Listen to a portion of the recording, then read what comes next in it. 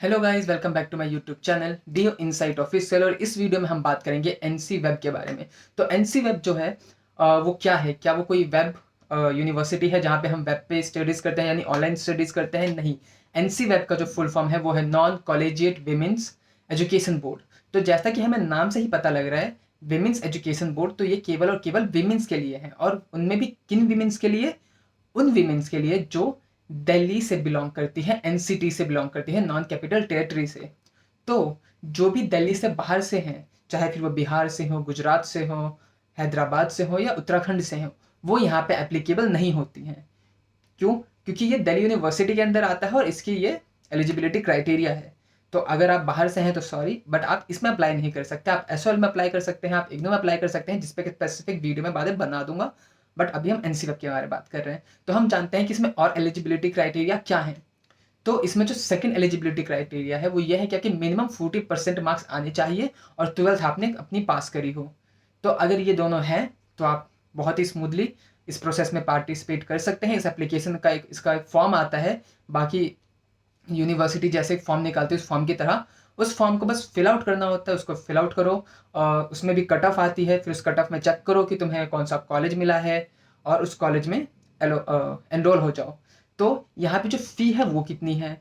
तो इसकी जो फ़ी है वो है कुछ 3500 अप्रॉक्स। तो ये जो चीज़ है वो भी एनुअल फ़ी है ये।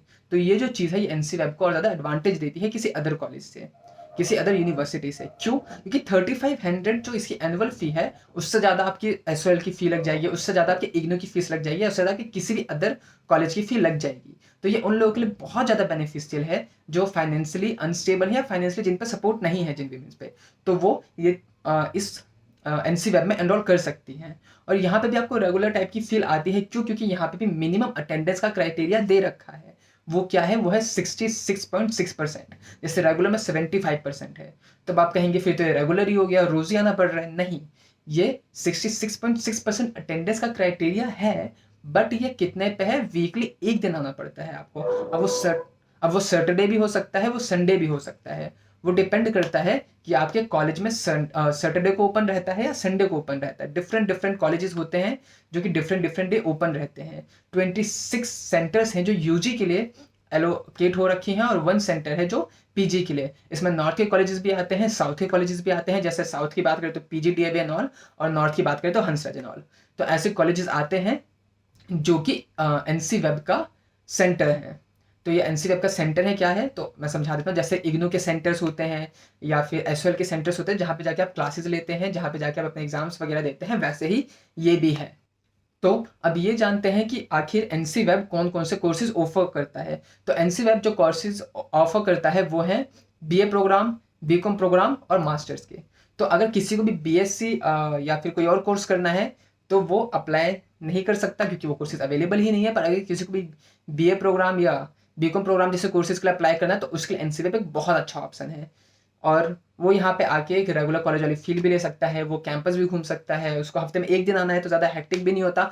एनुअल फीस भी बहुत कम है। और इसमें जो मार्किंग है वो भी कम आती है, कट ऑफ भी कम आती है, तो आपको इजीली कॉलेज भी मिल जाता है। तो ये सारे काफ़ी बेनिफिट्स जो मिलते हैं वो किसी अदर एसओएल या फिर इग्नू में भी नहीं मिलते हैं। और इसकी जो अगर वो बात करें कि वेटेज किसकी ज़्यादा है, सोल की, इग्नू की, एनसी वेब की, तो वहाँ पे भी एनसी वेब की जो वेटेज है वो थोड़ी सी ज़्यादा देखने को मिलती है सोल और इग्नू के मुकाबले। क्योंकि जब भी कोई स्टूडेंट डीयू के अलावा किसी रेगुलर कॉलेज के अलावा किसी ऐसे कॉलेज में अप्लाई करता है जो रेगुलर नहीं है, तो उसकी सबसे बड़ा क्वेश्चन यही होता है कि आखिर वेटेज किसकी ज़्यादा है जिसमें भी वो अप्लाई कर रहा है, सोल, इग्नू या फिर एनसी वेब जैसों में। तो वहाँ पे अगर हम देखें तो एनसी वेब की वेटेज थोड़ी सी ज़्यादा मिलती है सोल और इग्नू के मुकाबले। तो अगर हम बात करें सोल इग्नू में किसकी ज़्यादा है, तो वहाँ पे भी हम बाद में डिटेल वीडियो में बता देंगे किसकी वेटेज ज़्यादा है, किसकी क्या है। बट यहाँ पे अगर हम बात करें तो एनसी वेब में बेनिफिट्स मिलते हैं। तो एनसी वेब से आप क्या, ये एनसी वेब से आप अपनी ग्रेजुएशन कंप्लीट कर सकते हैं या कोई भी अदर कोर्स कर सकते हैं। इससे बेनिफिट ये भी होता है कि साथ साथ अपना स्किल डेवलपमेंट कर सकते हैं, साथ साथ आप कोई पार्ट टाइम जॉब कर सकते हैं। क्योंकि एक दिन आना होता है और सैटरडे संडे को यूजुअली आपको अपने पार्ट टाइम जॉब से छुट्टी भी मिल सकती है, तो आप वो भी कर सकते हो साथ साथ। तो इसलिए एनसी वेब एक और बेनिफिट देता है आपको। तो चॉइस वैसे भी आपकी है कि आपको क्या चुनना है, एनसी वेब चुनना है, एसओएल चुनना है या इग्नू चुनना है। मैंने एनसी वेब आपको सजेस्ट कर दिया है, स्पेसिफिकली लड़कियों को, क्योंकि लड़के तो अप्लाई कर ही नहीं सकते इसमें। लड़कों के लिए मैं SOL और इग्नू पे वीडियो ले आऊँगा। तो इस वीडियो में इतना ही। तुम्हें वीडियो कैसी लगी बताना, अपने दोस्तों तक शेयर कर देना जो भी एनसी वेब में एडमिशन लेने का सोच रहे हो या सोल या किसी में भी एडमिशन लेने का सोच रहे हो, तो वो एक बार देख लें, उनको पता लग जाए कि क्या बेनिफिट्स मिल सकते हैं, क्या बेनिफिट्स हैं और कौन सा उनके लिए बेटर रहेगा, वो खुद चूज़ कर सकें। तो वीडियो अच्छी लगी तो लाइक कर देना, चैनल को सब्सक्राइब कर देना। मिलते हैं अगली वीडियो में, तब तक के लिए बाय बाय।